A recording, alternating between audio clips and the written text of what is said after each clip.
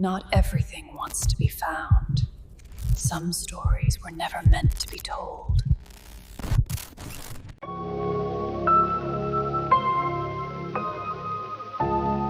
The train had already left the last station when Arjun first noticed her. She was sitting by the window, completely still, as if she had been there long before anyone else boarded. The dim yellow light above flickered, casting shadows across her face that didn't seem to move naturally. Outside, darkness swallowed everything, broken only by the occasional flash of passing poles. Arjun hadn't seen her when he first entered the compartment. That was the first thing that felt wrong.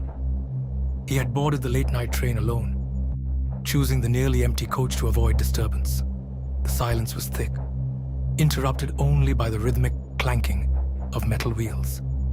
And yet, now, there she was, a girl in a pale blue dress, staring out into the void. Her reflection didn't appear on the glass. At first, Arjun thought it was just the angle.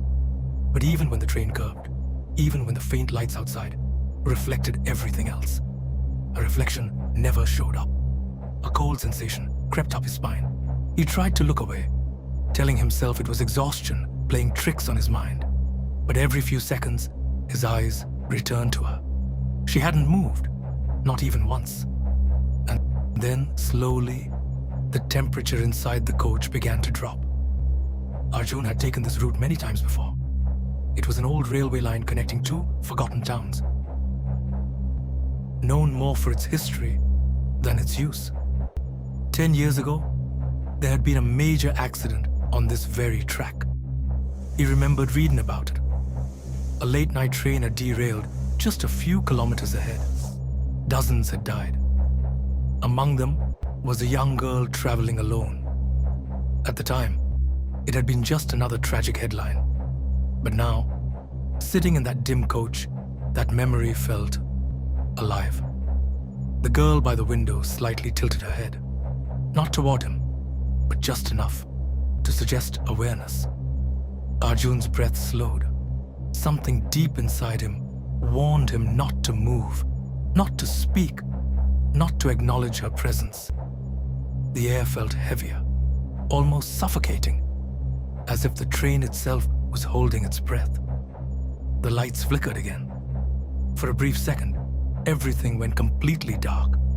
And in that darkness, Arjun heard something. A soft, dragging sound, like wet footsteps on metal. When the lights came back, the girl had shifted. She was now sitting closer. Not much, just one seat nearer than before. But Arjun was certain she hadn't stood up. His heartbeat began to echo in his ears. He glanced toward the door at the end of the coach. It was shut, locked from inside. No one else had entered. No footsteps, no sound of movement. Only that faint, unnatural silence. And her. Outside, the train passed a broken signal post, one that had been damaged in the accident years ago. Its rusted frame briefly illuminated the coach with a sharp white flash. In that flash, Arjun saw her face clearly for the first time. Her eyes were open too wide, not in fear, but in something else. Something empty, something that didn't belong to the living. The temperature dropped further.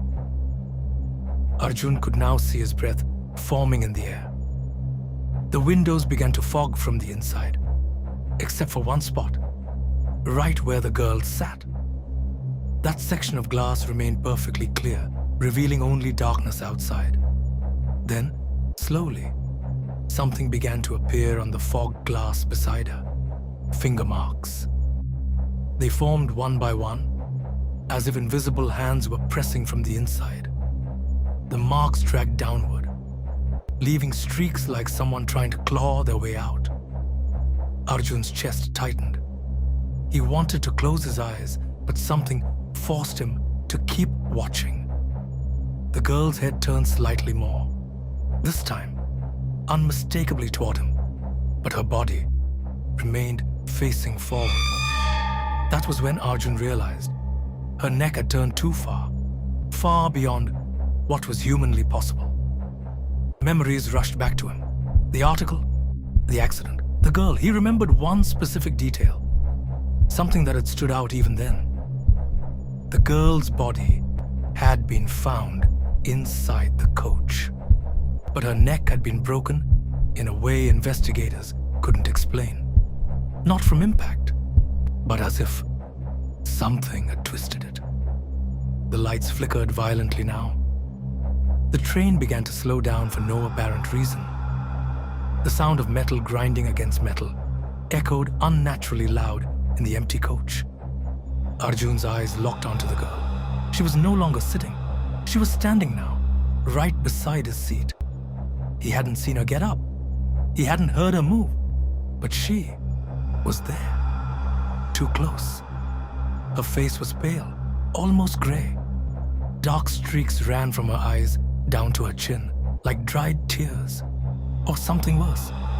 And still, no reflection. The glass beside them remained empty. The train suddenly came to a halt. Not at a station, just stopped. The silence that followed was deafening. For a moment, everything felt suspended in time. Then, the overhead light burst with a sharp crack. Darkness consumed the coach again. And this time, it didn't come back immediately. In that darkness, Arjun felt something brush against his shoulder, cold, wet, and unnaturally heavy. When the lights finally returned, the coach was empty. The girl was gone. The fog on the windows had disappeared. Everything looked normal, except for one thing. Arjun was no longer sitting where he had been. He was now in the seat by the window, the exact same seat where the girl had first appeared. The train resumed its journey, as if nothing had happened. When it reached the next station, Arjun stepped out, his legs unsteady, his mind struggling to process what he had experienced. He turned back once, just once, and through the window, he saw her again, sitting in the same place, looking out into the darkness, waiting. Days later, unable to ignore it, Arjun searched for old records of the accident. He found archived images, passenger lists, reports, and then a photograph. A blurred image taken inside the damaged coach. It showed a girl in a pale blue dress sitting by the window, her neck twisted unnaturally, her eyes wide open, and beside her, barely visible in the corner of the frame, someone else was sitting. A man, looking exactly like Arjun. The report mentioned something strange. In every image recovered from that night, there were always two figures in that seat. One alive, one dead. But no one could ever identify the second person. Until now. You made it out this time. But the fear never leaves.